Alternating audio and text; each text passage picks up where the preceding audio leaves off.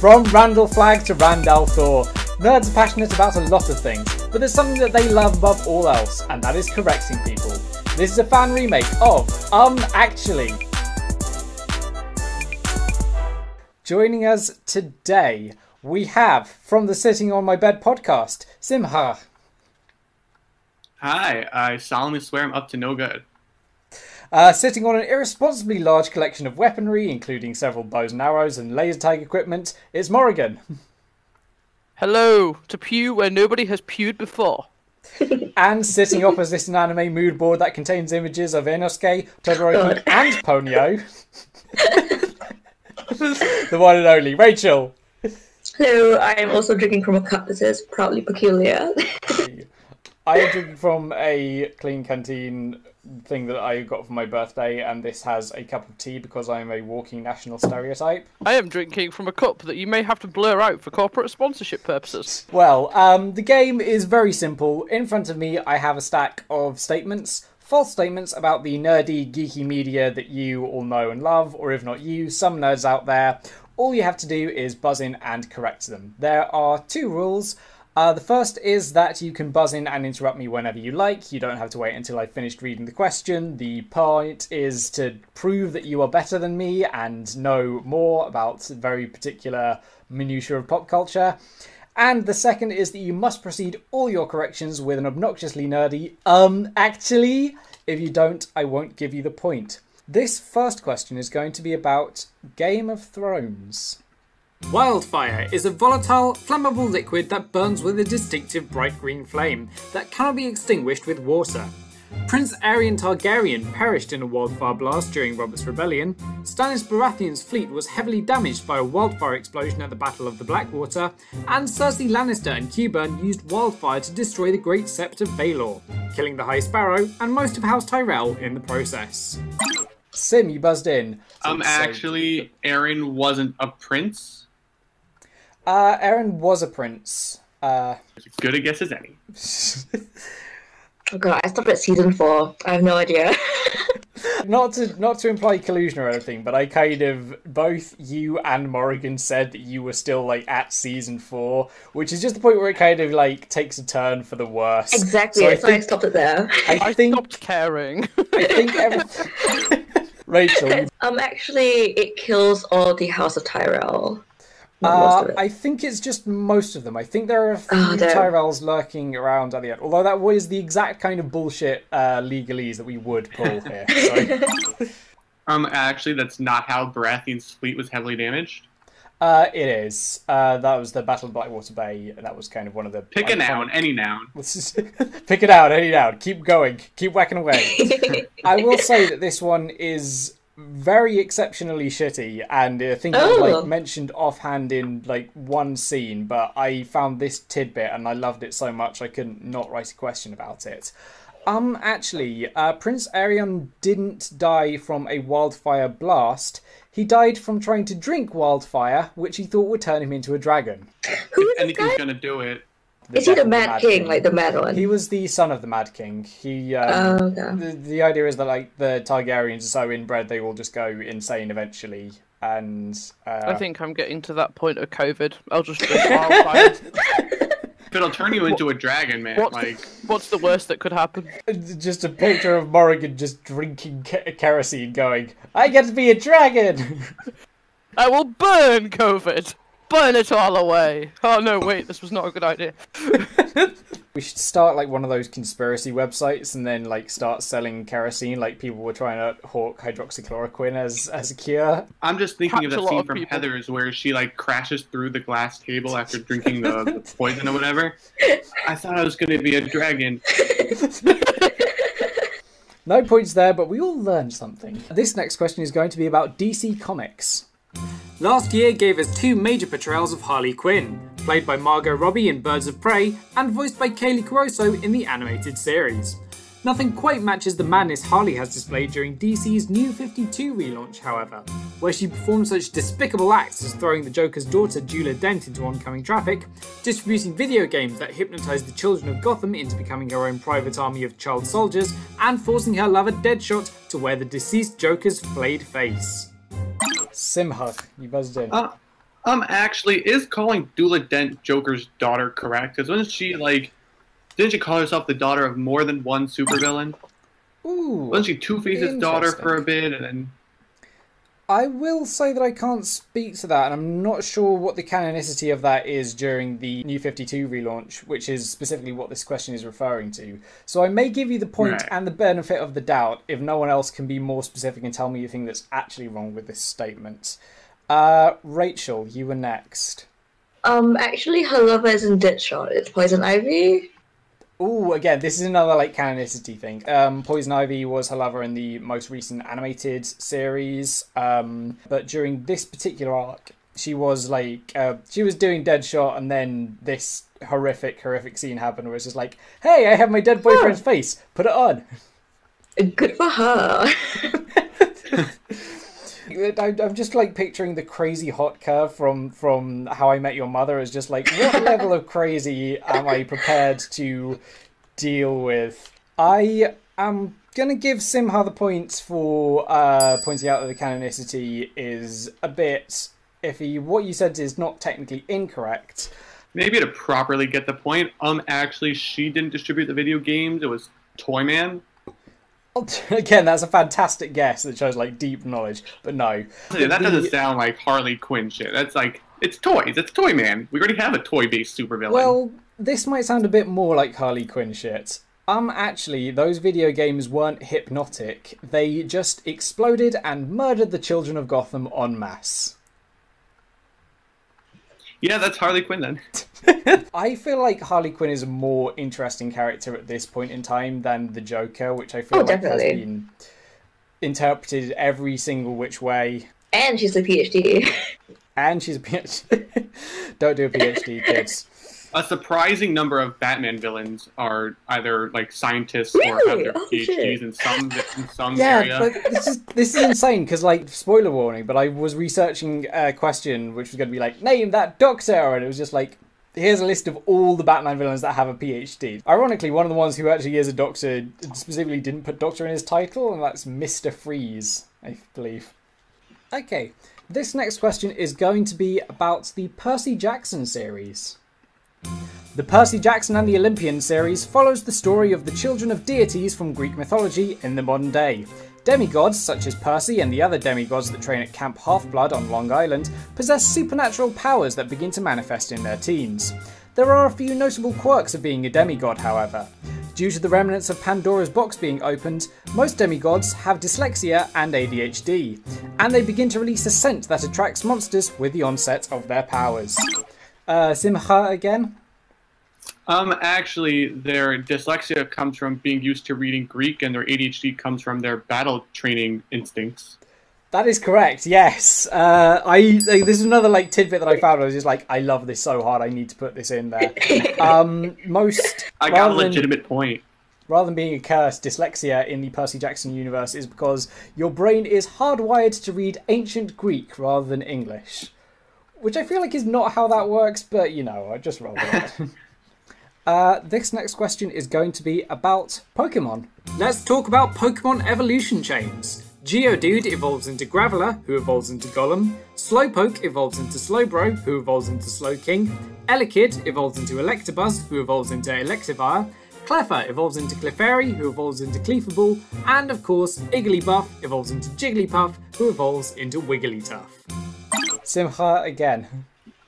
I'm sorry. Actually, I think Slowpoke can evolve into either Slowbro or Slowking. I don't think it goes in that order. That's correct. This isn't a chain. Nice. Both Slowbro and Slowking are final forms of Slowpoke, not an evolution chain like all these other ones are. I am gonna confess to being woefully unprepared to speak about Pokemon at all. And in fact, Rachel and I have started playing a game where she just names a Pokemon and I try and draw it from memory. And I think I'm going to need to find the picture of the really, really pathetic Caterpie I did. That basically just looked like... It looked so sad. It was so funny that I had to send it to the Nintendo Society at work. Because I was like... Just publicly... Just humiliate me in front of all your friends, why don't you? That's what partners are for. Exactly. This brings us on to our first shiny question. Shiny questions, just like shiny Pokemon, are worth the exact same number of points. They're just a little bit different and a little bit less common. This is a game that we're calling Weapon of Choice. On the next few slides, I am going to have some pictures of characters where we have cropped out everything except for their iconic weaponry. I just need you to buzz in and tell me where these characters are from, and you know, if you can give me their names as well, that would be great. Because we are in the presence of an esteemed archer in the form of Morrigan, these are all going to be bows and arrows. Tell me who wields This is just an opportunity for me to just fail miserably. Don't talk yourself down. Hard. You can do this, okay? Thing but everything will do. Now I'm competitive. I've dedicated my life to this stuff. What is this for if not this? Just competitive against myself. Okay, your first one. Who wields this weapon? Morrigan got there first. Katniss Everdeen, The Hunger Games. This is Katniss from The Hunger Games, yes. Katniss finger! I see the Katniss finger! Don't do that! Weren't you, like, kind of irritated at the accuracy of, or rather the lack of accuracy in the archery in this movie? I'm banned from watching The Hunger Games with company. Because I can't shut up about how bad the archery is, technically. I mean, she's got no stable anchor point, so she's got no real solid reference point that's the same, and you don't point your finger like that, and the arrow's in the wrong place, it should be on top of a hand. I respect that so much. Sure.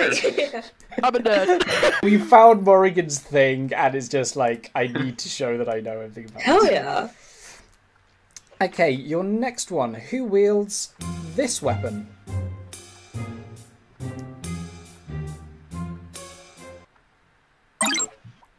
Rachel? It's from Lord of the Rings. This is from Lord of the Rings, yes. Can you be more specific? Is his name like Elias or Eloas or something like that? Morrigan's The supposed to elf get guy. going like, Morrigan smells blood. Morrigan? Legolas? This is Legolas. I thought Lord of the Rings is not one of my things, but Legolas is known as the Archer. Yeah. Yeah. I will... who should I give that point to? I don't need a point, it's okay. It's fine. No, you take the point. You take the point. Oh god, now we're in this like... Now we're in this like Maybe I aggressive... should get the point. Somebody gets the point, no. No, we're in that like aggressively nice British thing. We're just like, no, after you. No, I insist. And then the American We have comes those in... two. They're called Canadians. Your next one. Who wields this weapon? Bit more of a high-tech bow here. Morrigan. Green Arrow? This is Green Arrow, yes, from nice. Oliver Queen, the CW show Arrow. Who wields this weapon? Simha got there first. Merida. This is Merida from Brave, yes. Oh, I'm irritated. I took so long to buzz. This is the only archery movie I'm allowed to watch, because whoever animated it actually studied archery, and the archery is technically brilliant. I can't imagine like what it must be like if you were watching a film with one of those dudes who was like, I was studying the blades and just saw. Well, my girlfriend's a reenactor, so I know exactly what that's like. Are you just like mutually banned from watching any films that have like Yes, medieval we are style banned battles from in we them? are banned from anything containing most weapons. Your next one is here. Who wields this weapon? Simha again? Chewbacca. This is Chewbacca from Star Wars. Technically not a bow, this is a bowcaster, an extremely crossbow-like weapon. And Not a bow, it's a crossbow. It's not real archery. It's got the bow shape on the top. It's not We'll real move- archery. we'll move on before Morrigan starts like tracking my IP and wants to hunt me down. Which you can do at a distance, oh god! Archery is just socially distant stabbing. Very true. I want to stab that dude, but he's all the way over there. Say no more, fam. Your next one is here. Who wields this weapon? Rachel. Is that Apollo? It's not Apollo. Well, I can kind of see your thought process there. Simha. Is it also Oliver Queen from like one of the early seasons? It's not Oliver Queen from the early seasons. Shall we say no one gets this? I can kind of see the logic in what Rachel said, because one of the cuts I made for this was one of the characters from Assassin's Creed Valhalla. This is a different video game. This is Ellie from The Last of Us Part 2. Oh. Your last one is here. Who wields this weapon? Simha got there momentarily before Morrigan. This is Hawkeye, yes. This next question is going to be about Doctor Who. The Silurians are an alien species that first appeared in the classic Doctor Who episode Doctor Who and the Silurians, and frequently feature in plotlines with an anti-war sentiment. In the modern series episode The Hungry Earth, the Silurians invade Earth after they misinterpret a mining operation as a deliberate attack on their homeworld. A more sympathetic Silurian, Victorian detective Madame Vastra, has featured prominently in more recent episodes, alongside her human wife Jenny Flint and the Sontaran Strax. Just stone cold silence as people work out where to lay. Morrigan, if this was like a Battlefield, you'd like me going, which set of ribs should I go for like a right between the hearts type thing? The level of Third intensity. and fourth rib. Oh god. Point to Morrigan. Someone's heart. Simha? Actually, that's not when they first appeared. That was their first appearance. They're one of Okay. the many like monsters from Classic Who that was brought back for the more modern series. Rachel. Actually, it wasn't a mining operation. It was a mining operation, but I feel like if you keep whacking away, you might sort of get it with that. Actually, someone else invaded Earth after the whole mining operation incident. You're dancing around it, but I don't think it's close enough that I can give you the point for it. Morrigan. Actually, it wasn't an attack on Earth as such. It was misinterpreted as an attack. I feel like that's close enough that I want to give you the point for it, but I'm going to give you the point for that one. If only to like have somebody you close the lead slightly, and also so you can finally like unclench. Oh no, it's sympathy points. No, it isn't sympathy points, because I'd say that is kind of close enough to what you're going through. What you said is not technically wrong, it's just maybe missing the larger point, which is that the Silurians aren't an alien species at all. They live on Earth, underground, and predate humanity in the Doctor Who canon. And I reference them being aliens and invading. They are an Earthbound species. Coming out of their room. Yeah. Yep. And I've been doing just fine. The thing is, I can like physically see people get less stressed when like they get 1 point. It's just like, okay, I've proved my worth. So... Did you see how much my shoulders went down after that first question?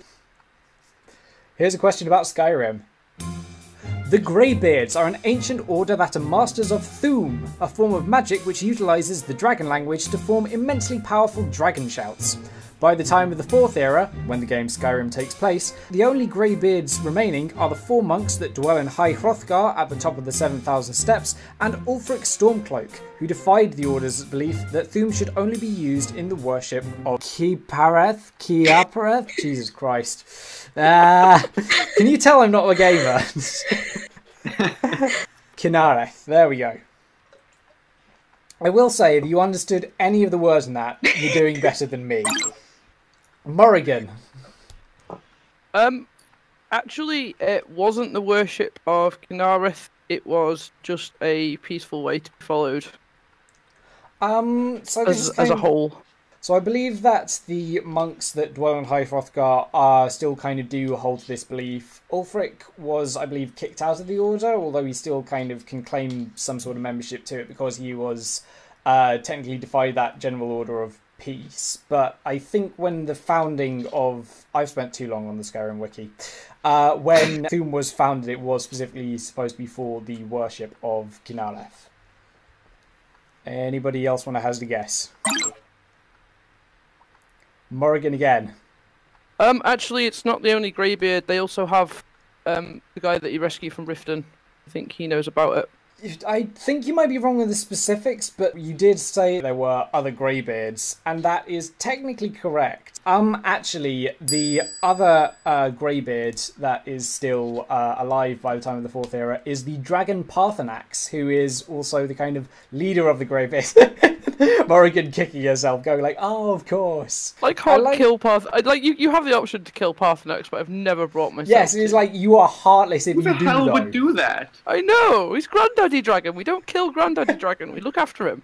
I love the video games that kind of have like both, where it's just like some dragons are just like these evil chaos entities that want to destroy anything, and then other ones are just kind of like chill. Just like Parthenax, just a like stoned war veteran, just going, "I've seen some shit, my dudes." I think the argument is people think Parthenax should be killed because of what he's done in the past, but then you get the whole argument about, you know, is redemption, is learning your lesson and changing a thing.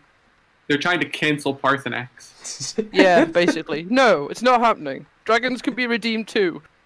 Just like the Twitter mob coming for Parthenax. Hashtag Parthenax is over party. Hashtag problematic Parthenax. Like, did he really have to burn all those children? It's just like, dude, that was ages ago. Come on, he's cool now. I always love watching people's faces when I start announcing these things. This next question is about the anime My Hero Academia. Rachel perks up, the other two just... I've seen one episode. I've not seen any episodes, so you're still doing better than me. God, if I just get this, it's so embarrassing. The anime My Hero Academia follows a group of students born with superpowers known as quirks, studying at UA Academy to become pro-heroes. These students include Shoto Todoroki, whose quirk Half Cold Half Hot gives him the ability to generate ice and fire from opposite sides of his body, Izuki Midoriya, whose quirk One for All gives him the superhuman strength and speed, and Katsuki Bakugo, whose quirk Explosion allows him to secrete and ignite nitroglycerin like sweat. Simcha, you buzzed in. Actually, the main guy, the guy with the green hair, he wasn't born with a superpower, but he's still studying there. Can you be more specific? That is correct, but I feel like... name. He's like the main guy, the guy with the green hair. He's like cries and he meets like All Might and... Rachel? fucking- Okay, you should give the point to him. Okay, that was like... Take it. My actually was gonna be at the UA Academy. They don't necessarily become heroes. Some of them go into like the general department and they like learn to promote heroes, or they create See, weapons like that deserves a point. for heroes. Here's And the thing. they also get like screen time. What I was going for was going to be what Simcha said, which is that Izuki's quirk he is not born with the quirk, he is born without superpowers, making him a minority in the world of My Hero Academia, but gains the superpowers after he eats one of the hairs of the superhero All Might. However, what Rachel said is correct, and there's like a business department in UA Academy that the question did not account for. I so fully concede. I think it's only fair that Simcha and Rachel both get the point for that one. Yeah. Because you both kind of got things That's that fair. wrong. This brings on to our next shiny question, a game we call Once More Without Feeling. So, I have in front of me some lyrics to theme songs from animated TV shows. These can be cartoons, these can be shows intended for adults. I am going to read out these lyrics with as little rhythm, melody, musicality as I possibly can. I just need you to buzz in at any point and tell me the show that it is taken from. They're the world's most fearsome fighting team. We're really hip. They're heroes in a half shell, and they're green. Hey, get a grip. Morrigan. Teenage Mutant Turtles. Or This is Teenage Mutant Teenage Hero Mutant- Turtles, depending. Yeah, this is a weird thing that like not enough people in the US know about, but Ninja was apparently like too violent for British TV when it first came over, so Teenage Mutant Ninja Turtles are called Teenage Mutant Hero Turtles in the UK for... That's so... But it's TMNT. Like, Yeah. Yes, exactly! And it's not like they cut them out like using the weapons or anything, it's just like... We're not going to The call them word ninjas, ninja. but they are all doing ninja stuff. There was a great big flash, everything just changed. His molecules got all rearranged. When he first woke up, he realised he had snow white hair and glowing green eyes. He could walk through walls, disappear and fly. Simcha got there first. Danny Phantom. This is Danny Phantom. Rachel classic. came in Yes, it's so just good. after. Yeah, so good. Here is your next one. We're on the edge of greatness, turning darkness to light. We're right behind you, ready to fight. We're gonna win in the end. We must be strong and we must be brave. We must be brave. We gotta find every bit of strength that we have and never let it go. We must be strong. Don't seem to know this one. Bit of a stumper. This is the theme song from She-Ra and the Princesses of Power, the Netflix reboot of She-Ra. My girlfriend is going to kill me. She is going to kill me. She has the biggest lesbian crush on She-Ra and all the crew. It's a great It's show. like punishment for me like not watching it. So many angry partners. I'm not mad. I'm just disappointed. No, I didn't mean that. I didn't mean that. I'm the spark that makes your idea bright, the same spark that lights the dark so that you can know your left from your right.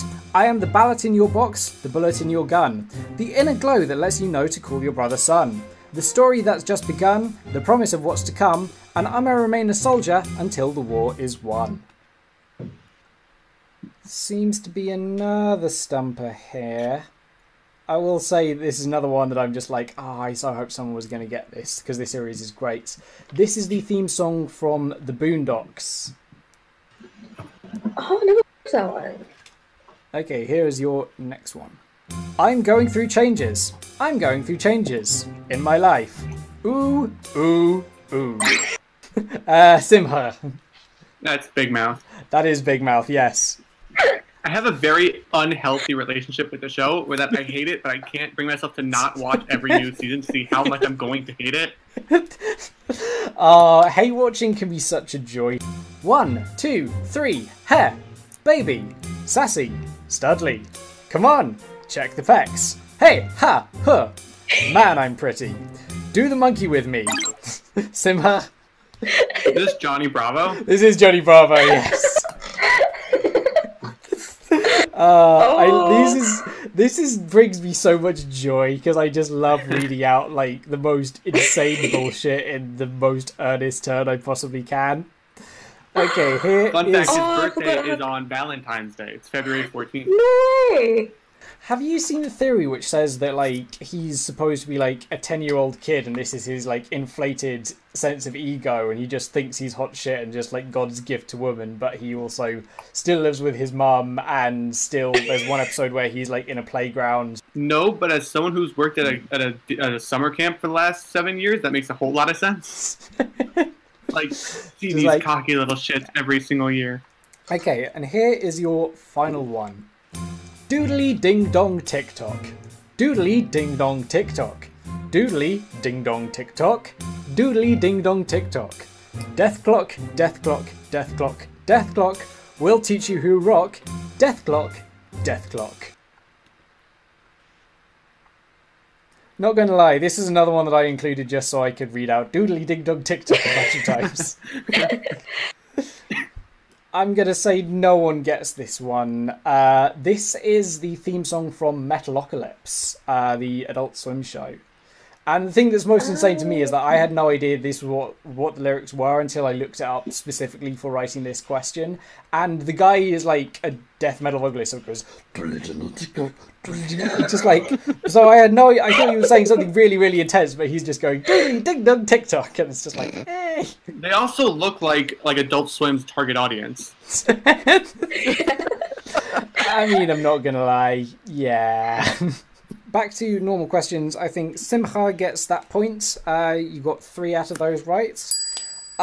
This is going to be a question about Black Mirror. The episode San Junipero follows the burgeoning relationship of 2 women, the vivacious party girl Kelly and the shyer, more reserved Yorkie. The two appear to meet in 1987 at a nightclub called Tucker's in San Junipero, and hook up after reuniting at the same nightclub the following week. However, after failing to find Kelly at a different nightclub the week after, Yorkie is advised to try a different time and finds Kelly in 2002, shortly before the episode's plot twist is revealed. San Junipero is a simulated reality where the deceased can live and the elderly can visit, inhabiting the bodies of their younger selves, and Yorkie is in fact dead. Rachel buzzed in. Actually, she isn't dead. She's put on life support. That's correct, yes. Yorkie was paralysed in a car accident and she wants to be euthanized so she can live in San Junipero permanently. But at the point in the episode where the events that I've described take place, Yorkie is very much still alive. It's a rare Black Mirror episode that ends happily. Like, You're not the only one. People have kind of compared it to the Twilight Zone, and I feel like I sort of see the comparison. But also, like, I feel like the Twilight Zone had way more happy endings than Black Mirror ever did. Black Mirror is just, like, the most dark, cynical, deeply British kind of show I can think of. Even the episodes that are set in America just still have that vibe of just, like, only a British person could be this, like, miserable to think this up. This next question is going to be about Avatar: The Last Airbender. Sokka, the wisecracking water tribe warrior, proved to be very popular with the ladies in the Avatar universe. Ty Lee repeatedly made references to having a crush on him, even as she was part of the team trying to hunt Team Avatar. He shared a couple kisses with Princess Yue of the Northern Water Tribe, shared even more kisses with his girlfriend, the Kyoshi warrior Suki, and fans have speculated about his relationship to Toph Beifong. Although she was never shown to kiss anyone in The Last Airbender, Sokka may be the father of one of Toph's daughters that appear in The Legend of Korra, Lin and Su Yin. Simcha, you buzzed in. Toph kissed Suki on the cheek when she rescued her in the water. Toph kissed... There you go. That is correct, yes. Toph thinks that she's being rescued by Sokka, kisses him on the cheek, and then Suki says, actually, it's Suki. To which Toph replies, okay, you can let me drown now. This brings us on to our final shiny question, which is called Spelling Bee. Spelling in English is hard enough, but spelling in sci-fi and fantasy is damn near impossible with all the extra consonants and vowels and apostrophes chucked in. I am going to give you a word from somewhere across the nerdosphere. I want you to buzz in and try to spell it. Normal spelling bee rules apply, and you are allowed to ask for the franchise of origin or for me to use it in a sentence. Your word is Grazit. I love the look of shock on Morrigan's face. She realised, I have no idea what this is. Spell things if I know what they are, and I don't know what this is. Franchise of origin is Dungeons and Dragons, and the use in a sentence. Although the Demon Lord Grazit wields an acid-drenched greatsword and has an arsenal of spell-like abilities at his disposal, his greatest weapon is his mastery of seduction. Simha, gotta take a crack at it. Grazit. G-R-A-Z-Z'-T. Grazit. Oh, you're so close. That is incorrect, I'm afraid. Morrigan. Grazit. G-R-A-Z'-T. Grazit. You are also so close, but that is also incorrect. Rachel. Grazit. G-R-A-Z-Z-E-T. That is incorrect. I'm going to say no one gets the points for this one. It was designed to trip you up. But Morrigan and Simcha, you were both so close. The correct spelling is G-R-A-Z'-Z-T.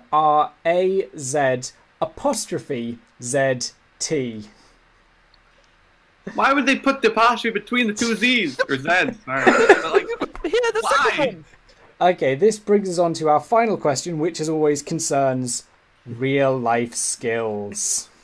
Unfortunately, we have recently seen law enforcement in the US and elsewhere using tear gas on peaceful protesters. If you have been attacked with tear gas, the first and most pressing thing to do is to leave the area immediately.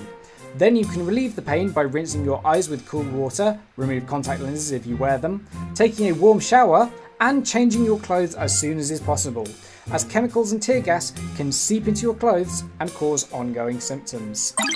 Simha got there first. Actually, you should wash your eyes with like milk or something. See, I've seen people doing that, and I'm not going to say that's necessarily wrong, but it is recommended to wash your eyes with cool water. Rachel, you were next. I was gonna say, actually, you should expose your eyes to the air or something. That's probably not a good idea. I think the key thing is you want to get the irritants out of your eyes as quickly as possible, so washing them is the best way of doing that. Right. Morrigan, you buzzed in. Actually, you should take a cold shower as warmth can affect chemicals. That is correct. Well, it's close enough that I'm going to give you the point. You should take a cold shower after being attacked by tear gas, not because of any reaction with the chemicals, but because a warm shower will open up your pores and that will exacerbate the pain. So, at the end of that, Rachel has 2, Morrigan has 4, and Simha is our winner with 7 points. Woo! Nice. Thank you for having me. Thank you. Thank you. Join us next time for even more pedantic corrections here on the fan remake of Actually.